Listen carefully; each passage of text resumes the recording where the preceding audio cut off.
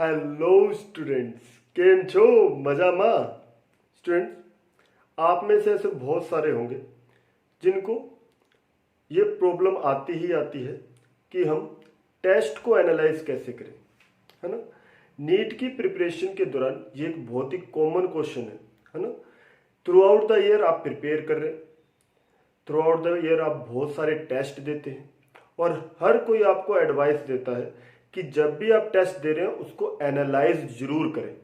पर हमें ये समझ में नहीं आता है कि टेस्ट को एनालाइज करें कैसे। तो आज मैं आपको इसी के बारे में बताने जा रहा हूँ इस वीडियो के अंदर। मेरे पास पिछली वीडियो में कमेंट भी आया कि सर आप इसके ऊपर एक वीडियो जरूर बनाएं। तो और मेरे ख्याल से मोस्ट ऑफ द स्टूडेंट्स का ये इशू रहता है। तो इस वीडियो के अंदर मैं कुछ अपने पॉइंट्स रखूंगा ताकि आप अपना टेस्ट बेहतर तरीके से एनालाइज कर सको, चीज़ों को समझ सको, ठीक है, और ज़्यादा बेहतर रिजल्ट्स इसके अंदर आपको मिल सके, है ना। क्योंकि अगर आपका टेस्ट एनालिसिस बढ़िया होगा तो ऑटोमेटिकली आपका रिजल्ट इंप्रूव होगा। होता क्या है, थ्रू आउट द ईयर आप टेस्ट दे रहे हैं पर आपके मार्क्स इंप्रूव नहीं हो रहे, सेम ही मार्क्स बार बार आ रहे हैं आपके सामने, है ना। तो हमारा एक बहुत कॉमन रहता है कि सर क्या कारण है कि मेरे मार्क्स इंप्रूव नहीं हो रहे। तो उसके अंदर एक बहुत इंपॉर्टेंट फैक्टर रह जाता है टेस्ट एनालिसिस, जिसके जरिए हम ये पता लगाते हैं कि प्रॉब्लम कहाँ रही है और उसी प्रॉब्लम को हम ठीक करते हैं, उसका सोल्यूशन देखते हैं, गाइडेंस लेते हैं टीचर से। और गाइडेंस तभी हम ले सकते हैं जब हमें प्रॉब्लम पता है। हमें प्रॉब्लम ही नहीं पता लगती और हम अनडायरेक्शनली या नॉन डायरेक्शनली काम करते रहते हैं और बहुत मेहनत कर रहे हैं। और ऐसे आप में से बहुत सारे होंगे जो दिन में 12-12, 10-10 घंटे दे रहे हैं पर आपको आउटपुट नहीं मिल रहा है उसका, और हम आइडेंटिफाई भी नहीं कर पाते हैं कि एग्जैक्टली प्रॉब्लम कहाँ है। तो आज इसी के ऊपर है कि अगर आप टेस्ट दे रहे हैं, चाहे आप ऑनलाइन कोचिंग ले रहे हैं, ऑफलाइन कोचिंग ले रहे हैं या कहीं पे कोचिंग ले भी नहीं रहे, आप घर से भी हो सकता है टेस्ट दे रहे हो, है ना। आप हो सकता है सेल्फ प्रिपरेशन कर रहे हो। तो किसी भी टाइप के स्टूडेंट है आप, कोई फर्क नहीं पड़ता। अपना टेस्ट एनालिसिस करना कैसे उसके ऊपर चर्चा करते हैं। होपफुली ये वीडियो आपके लिए बहुत ही शानदार रहने वाला है और आपको बहुत मदद करेगा आगे। ओके, तो शुरू करते हैं। सबसे पहली चीज, जब भी आप कोई टेस्ट दे के आते हैं तो आपके पास 3 तरह के क्वेश्चन होते हैं, जो मेरे को लगता है हर बच्चे को पता ही होता है। 3 तरह के क्वेश्चन कौन कौन से हैं? एक तो आपके पास करेक्ट क्वेश्चन जो आप सही करके आए हैं एग्जाम में, दूसरा इनकरेक्ट क्वेश्चन जो आप गलत करके आए हैं एग्जाम में, और तीसरा लेफ्ट आउट जो आपने छोड़ दिए अनअटेम्प्टेड क्वेश्चंस, है ना। हमारे पास ये 3 तरह के क्वेश्चन होते हैं। हम तीनों तरह के क्वेश्चंस की बात करेंगे कि कैसे एनालाइज करना है इसको, है ना।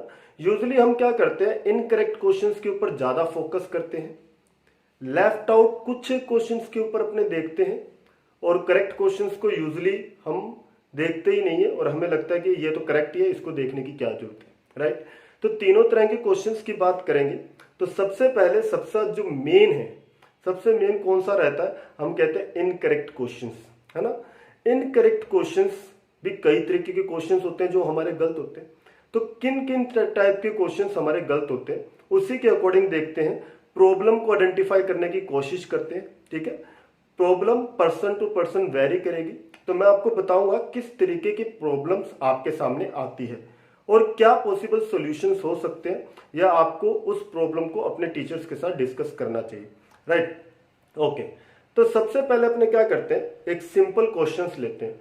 बहुत ही सिंपल क्वेश्चन हमारे सामने आते हैं, जैसे एग्जाम्पल बेस्ड होते हैं, है ना, फैक्ट्स वाले होते हैं जिसमें डेट्स होती है, ईयर्स होते हैं या कुछ एक्सेप्शन होते हैं, तो जिसका डाटा हमें डायरेक्टली याद करना होता है। जैसे हो सकता है कि आपका बायो के अंदर होगा कोई ईयर किसी चीज का पूछा हो, कोई पर्टिकुलर एग्जाम्पल आपसे पूछा गया हो, है ना, कुछ भी हो सकता है, शेप साइज पूछ लिया हो और आपको वो डाटा एग्जैक्टली याद ना हो और आप क्वेश्चन गलत करके आए, है ना। तो एक सिंपल क्वेश्चन से स्टार्ट कर रहा हूं कि एक एग्जाम्पल भी दूंगा मैं साथ में ताकि आपको थोड़ा समझने में आसानी हो, है ना। तो मान लीजिए आपने एक सिंपल क्वेश्चन एग्जाम में गलत किया, आपने देखा कि ऐसा क्वेश्चन था जो क्रैमिंग वाला क्वेश्चन था और मेरा वो क्वेश्चन गलत हो गया। तो अब आप क्या करो, आपने क्वेश्चन तो गलत कर दिए हो, तो आप देखेंगे कि वो जो एग्जाम्पल था, फैक्ट था, क्या डायरेक्टली एनसीईआरटी से था। अगर डायरेक्टली एनसीईआरटी से था तो इसमें हमें समझ में आता है कि मैंने या तो उसको ध्यान से पढ़ा ही नहीं था, या मैंने उसकी तरफ ध्यान दिया ही नहीं था कि इस डाटा को मेरे को देखना था, या मैं दिमाग में पहले से सोच के चल रहा था कि इस तरीके के क्वेश्चन एग्जाम में आते नहीं, है ना। एक हम कुछ एक्सपेक्टेशन लेके चलते हैं और कई बार एक्सपेक्टेशन से अलग कुछ आ जाता है तो हम उसको अटेम्प्ट नहीं कर पाते, है ना। तो मान लीजिए एक एग्जाम्पल बेस्ड क्वेश्चन का मैं एक एग्जाम्पल लेता हूँ। सपोज कर लो बायो का एक क्वेश्चन हम लेते हैं कि आपसे पूछा गया कि एल्ब्यूगो के अंदर किस तरीके के असेक्सुअल स्पोर्स प्रोड्यूस होते हैं, है ना। Which type of spores asexual spores are produced in Albugo, ठीक है। अब आपको नहीं पता है कि एल्ब्यूगो में किस तरीके के स्पोर्स प्रोड्यूस होते हैं, तो आप एग्जाम के दौरान क्या करोगे। तो अब क्या होता है कि हम सीधा कहते हैं कि यार मेरे को तो याद ही नहीं आ रहा है कि इसका क्या होना चाहिए, एग्जैक्ट आंसर कौन सा स्पोर बनता है। तो हम थोड़ा सा क्या होते हैं कड़ियों को जोड़ना शुरू करेंगे और उससे अपने थोड़ा कंसेप्चुअली आंसर निकालने का कोशिश करेंगे, है ना। जैसे अपने देखेंगे सबसे पहले एल्ब्यूगो एग्जाम्पल कहाँ दिया गया है, क्योंकि कहीं पे भी डायरेक्टली एनसीईआरटी में ये तो नहीं लिखा गया कि एल्ब्यूगो के अंदर कौन से स्पोर्ट्स बनते हैं, पर इनडायरेक्टली तो हमें पता होना चाहिए।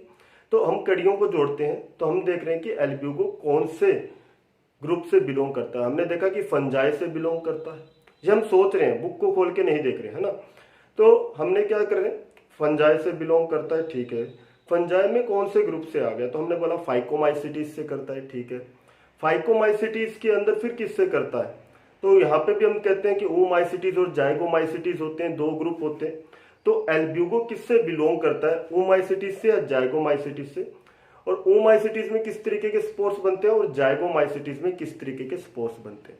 तो जब आप इस तरीके से कड़ियां जोड़ेंगे तो आप एट द लास्ट आइडेंटिफाई कर पाएंगे। तो मैं एकदम लास्ट पॉइंट पे आ गया हूं जहां पे मैंने ये बताया नहीं है एल्ब्यूगो में किस तरीके के स्पोर्ट्स होते हैं, वो आप लोग बताएंगे क्योंकि आप एक नीट एस्पिरेंट है, तो आपको पता होना चाहिए उसके अंदर किस तरीके के असेक्सुअल स्पोर्ट्स बनते हैं, राइट।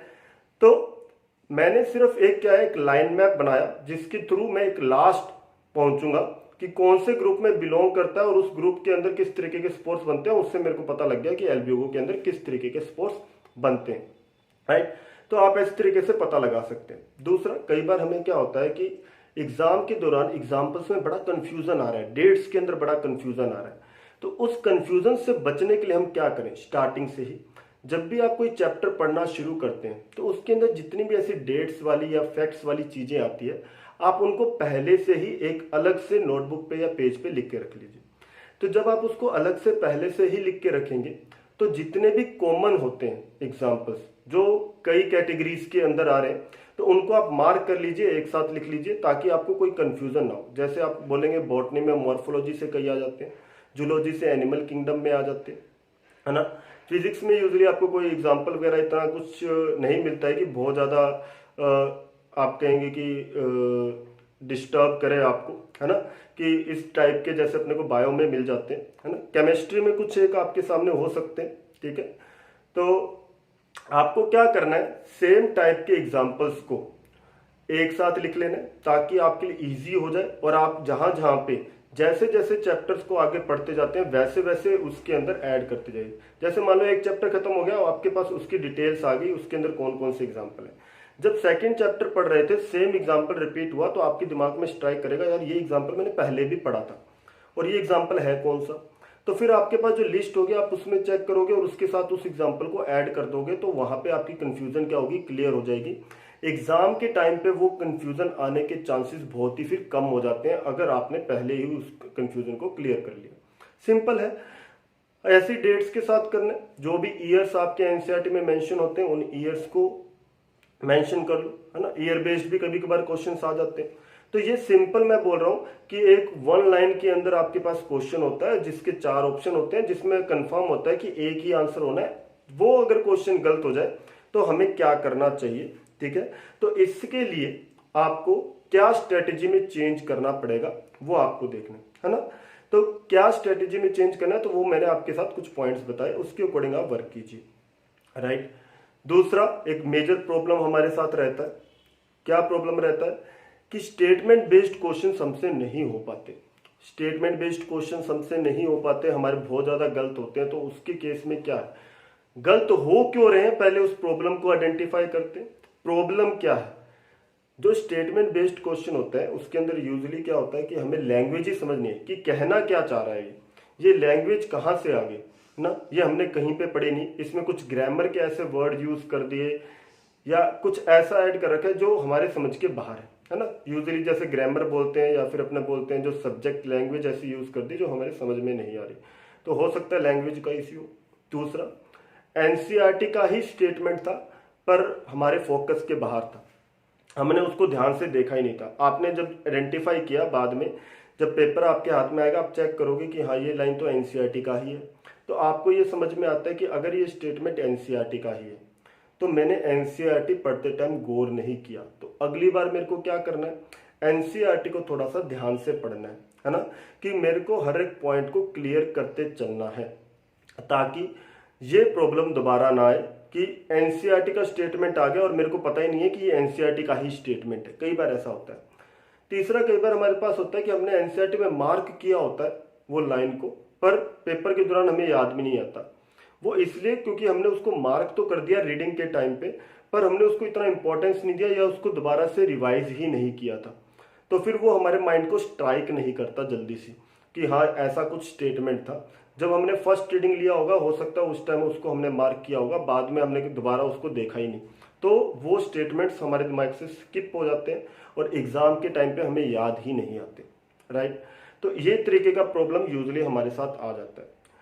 थर्ड, हम बोलते हैं कि कंसेप्चुअल प्रॉब्लम हो सकता है कि कंसेप्ट ही हमारे दिमाग में स्ट्राइक नहीं कर रहा है ना, क्योंकि आजकल जो क्वेश्चंस आ रहे हैं स्टेटमेंट वाले एजर्शन रीजन टाइप के भी आ रहे हैं, ट्रू फॉल्स भी पूछा जाता है ना, कि ए स्टेटमेंट करेक्ट है, बी स्टेटमेंट करेक्ट है, कई बार तो चार चार स्टेटमेंट दिए होते हैं, है ना, करेक्ट है इनकरेक्ट है, वो चीजें देखी जाती है ना। तो फिर वो सारी चीजें आप एनालाइज करते हैं कि स्टेटमेंट गलत होने के पीछे रीजन क्या है, ठीक है।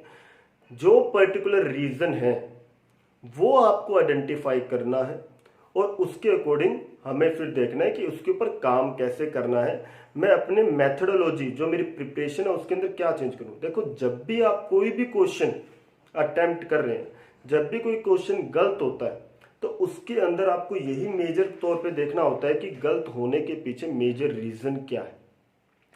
रीजन आइडेंटिफाई हो गया तो फिर आप उसको सॉल्यूशन दे सकते हो, उसको सॉल्व कर सकते हो, है ना, कि मतलब आप किसी से गाइडेंस ले सकते हो या फिर मैं भी आपको थोड़े बहुत पॉइंट्स बता रहा हूँ, ठीक है। मैं बहुत ज़्यादा नहीं बताऊंगा क्योंकि फिर उससे वीडियो बहुत ज़्यादा लंबा हो जाएगा, पर कुछ एक पॉइंट्स हम जरूर शेयर करेंगे ताकि आपके लिए ईजी रहे कि क्या ऐसे पॉइंट्स हो सकते हैं जिसके जरिए हमें ईजिली आइडेंटिफाई हो जाए, राइट, है ना।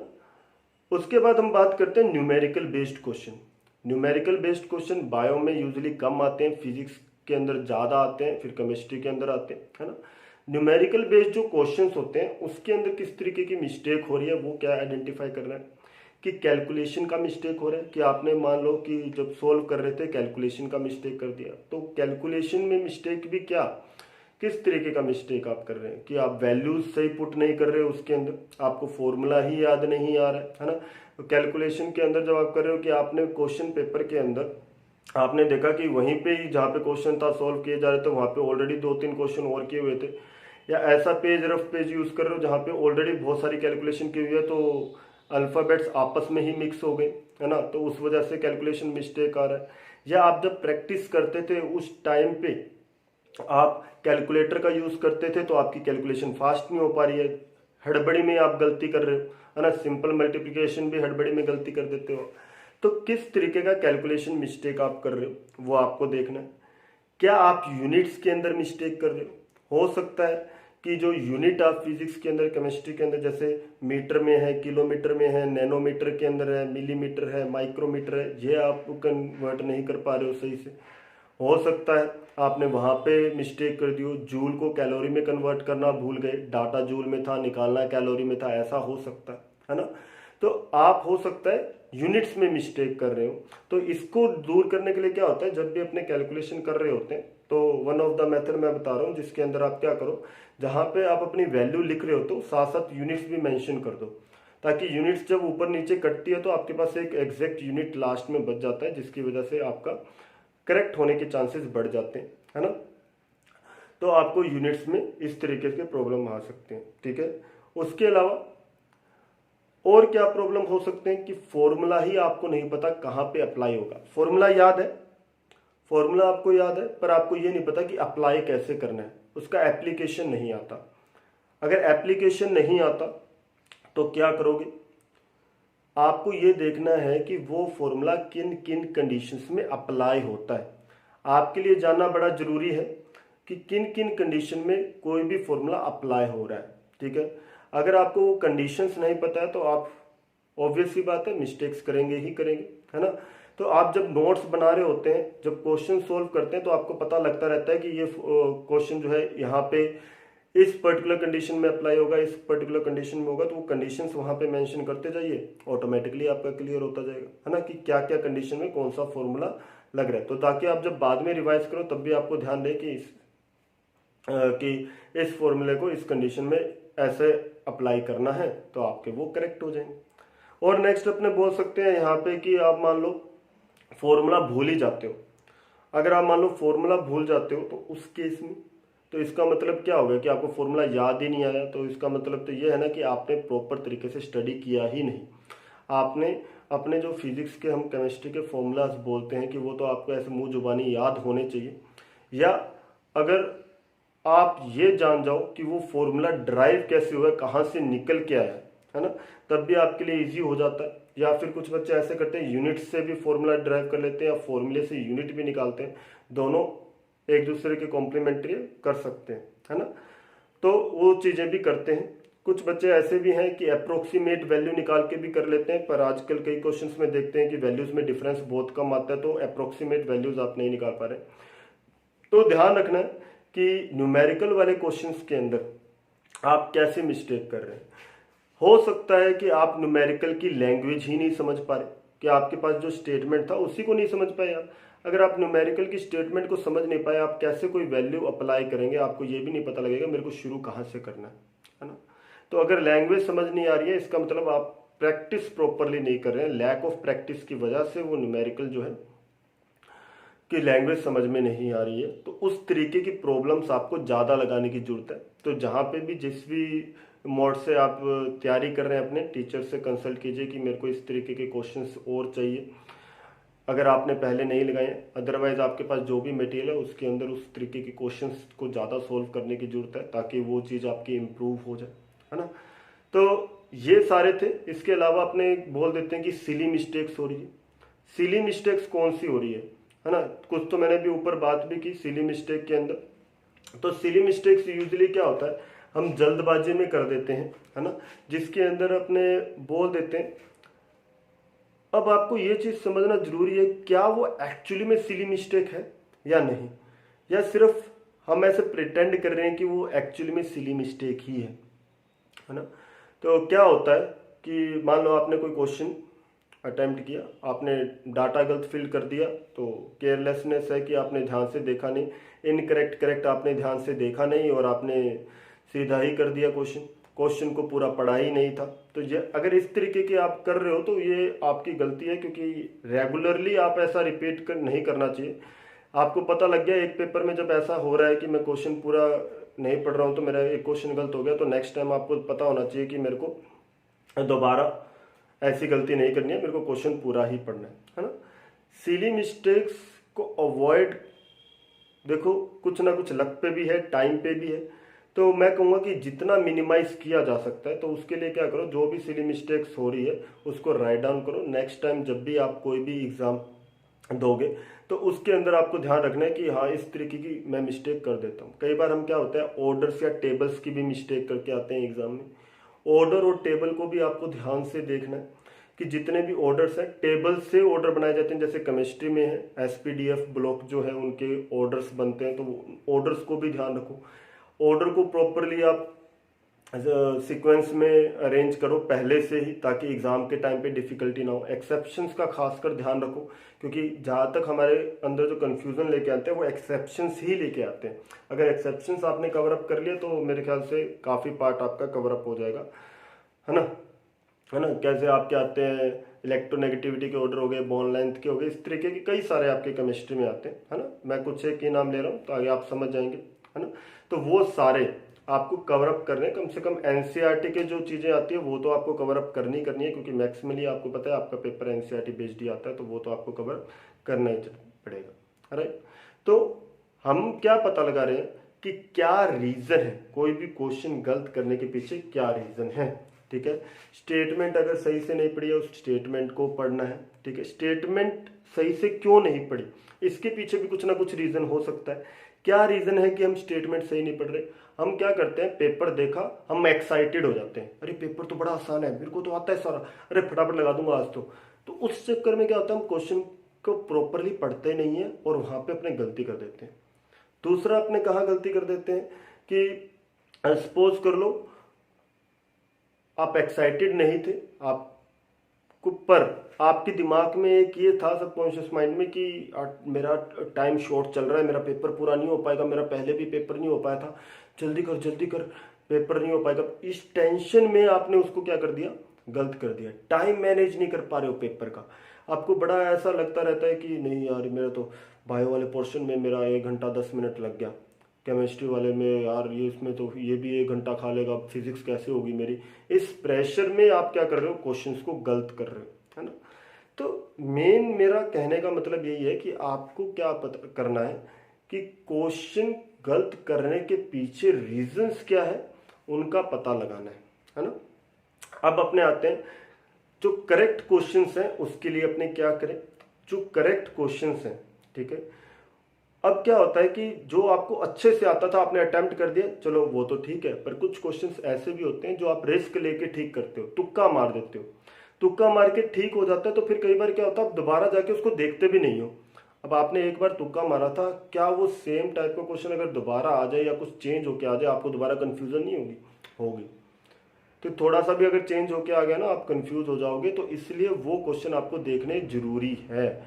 जिन क्वेश्चन को अटेम्प्ट करते टाइम आपको एग्जाम के दौरान कंफ्यूजन आया था पर अब वो करेक्ट हो गया, तो उसके पीछे का जो कंसेप्ट है वो समझना जरूरी है। एक बार के लिए हो सकता है कि वो करेक्ट हो गया हो, है ना, पर हमेशा करेक्ट होगा वो जरूरी नहीं है। तो इसके पीछे जो भी कंसेप्ट था, जो आपने आंसर किया, उसको जरूर चेक करें, उसको क्लियर करें, एनसीईआरटी से करें, नोट से करें, टीचर्स से करें, जैसे भी करें, पर उसको क्लियर जरूर करें, है ना।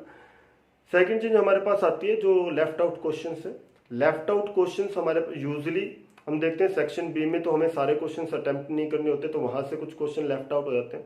लेफ्ट आउट के भी कुछ चांसेस है, क्या कारण है, तो अनअटेम्प्टेड अपने जो क्वेश्चन छोड़ रहे हैं उसके अंदर सबसे पहला जो मेरे को समझ में आता है कि लेंथ ही था। ठीक है, हमें लेंथ में बड़ा दिख रहा था, तो हमें लगा था ज़्यादा टाइम कंज्यूम करेगा, हमने उसको छोड़ दिया था, पर हम आता था वो, है ना, हमें आता था। तो आपको क्या करना है, घर पे जाके एक बार उसको करके देखना है कि भैया मेरे को एक्चुअली में आता है या नहीं आता। तो लेंथी क्वेश्चंस को आप उस तरीके से अटेम्प्ट करके देखेंगे बाद में, है ना, क्या उसको लेस टाइम पे किया जा सकता था। और यूजली अगर आपने लेंथी क्वेश्चन को स्किप किया है तो ये अच्छी ही बात है, क्योंकि लेंथी क्वेश्चन को स्किप करना ही चाहिए, क्योंकि वो फ्रेम ही इसलिए किया गया ताकि आपका टाइम कंज्यूम किया जा सके और आपको अपना टाइम बचाना है ना। तो स्किप कर सकते हो, लास्ट में पेपर में जाके अटेम्प्ट कीजिए अगर आपके पास टाइम बचता है तो। ठीक है, लेंथी क्वेश्चन के लिए वो हो गया। और हम कहते हैं कि और क्या आपके पास इसके अंदर आ सकता है कि आप जब पहली बार आपने उसको पढ़ा तो लैंग्वेज को नहीं समझ पाए, कि कंप्लीटली कंफ्यूजन आ रहा था कि ये एग्जैक्टली बोलना क्या चाह रहा है, तो मैं लैंग्वेज को नहीं समझ पा रहा हूँ इसकी कि क्या एग्जैक्टली बोलना चाह रहा है, तो वो हो सकता है ना। तो फिर आप घर पे जाके उसको दोबारा से ट्राई करेंगे, लैंग्वेज को समझने की कोशिश करेंगे कि क्या लैंग्वेज है उसके अंदर, है ना, लैंग्वेज को समझेंगे। इसके अलावा आपको हो सकता है कंसेप्ट का ही कोई आइडिया ना हो कि ये कंसेप्ट कहाँ से आ रहा है, तो आपको कंसेप्ट समझने की जरूरत है ना। तो आप ऐसे क्वेश्चंस को घर पे जाके अटेम्प्ट करें। जैसे अगर मान लो आपने 20 में से 15 क्वेश्चन किए हैं, तो 5 क्वेश्चन जो अनअटेम्प्टेड छोड़े वो घर पे जाके लगा के देखने हैं। अगर नहीं हो रहे तो उसके पीछे का फिर आपको वही रीजन देखना है और उसके अकॉर्डिंग, अब देखो रीजन जब पता लग जाता है ना, तो आपको उसके अकॉर्डिंग स्ट्रेटेजी में चेंज करना है, अपनी प्रिपरेशन स्ट्रेटेजी में चेंज करना है। जब तक अगर सेम ही प्रोसीजर को फॉलो करते रहोगे तो वो इंप्रूवमेंट नहीं आएगा। तो आपको वो चीज़ देखनी है कि मेरे को एनसीईआरटी पढ़ने पे ज़्यादा फोकस करने की जरूरत है, क्वेश्चन और सोल्व करने की ज़्यादा जरूरत है, तो किस चीज़ में आपकी रिक्वायरमेंट है वो जरूरत है। और आपका हो सकता है कि आपने अनअटेम्प्टेड छोड़ दिया क्योंकि टाइम ही मैनेज ना हो, तो टाइम मैनेज करने की जरूरत है। तो आपको ये देखने की जरूरत है कि मेरे को टाइम कैसे मैनेज करना है, ठीक है। तो मैं आपको क्या बता रहा हूँ यहाँ पे, प्रॉब्लम्स पेपर के साथ क्या रहती है आपके साथ, ठीक है। प्रॉब्लम है तो फिर आप सही डायरेक्शन में जा सकते हैं, उसके अकॉर्डिंग सॉल्यूशन आइडेंटिफाई कर सकते हैं, कुछ एक मैंने आपको बताई भी, ठीक है, कंसल्ट कर सकते हैं। और वीडियो को मैं लंबा नहीं करना चाह रहा, मैंने बहुत सारी चीज़ें यहाँ पे कवर अप करने की कोशिश की है, होपफुली ये आपको हेल्प करेगा। और इस वीडियो के अंदर कुछ ऐसी प्रॉब्लम्स मैंने आपको बताई है जिसके मैंने कुछ सॉल्यूशन आपको नहीं भी दिए हैं, वो इसलिए क्योंकि कुछ लंबा हो जाता है पार्ट, तो आपको पर्टिकुलर कौन से पार्ट से रिलेटेड चाहिए तो आप उसको मेंशन कर सकते हैं कमेंट सेक्शन में, ताकि मैं उसको ऊपर एक सेपरेट वीडियो बना दूं आपके लिए, है ना। और थैंक यू जिसने भी ये वीडियो देखा और पूरे एंड तक आया। Okay then, have a nice day, hopefully आपका दिन अच्छा रहे, ठीक है, और आप सिलेक्ट हो और नीट का और अच्छे से प्रिपरेशन करें और आप आगे और सक्सेसफुल हो। Thank you all, have a nice day.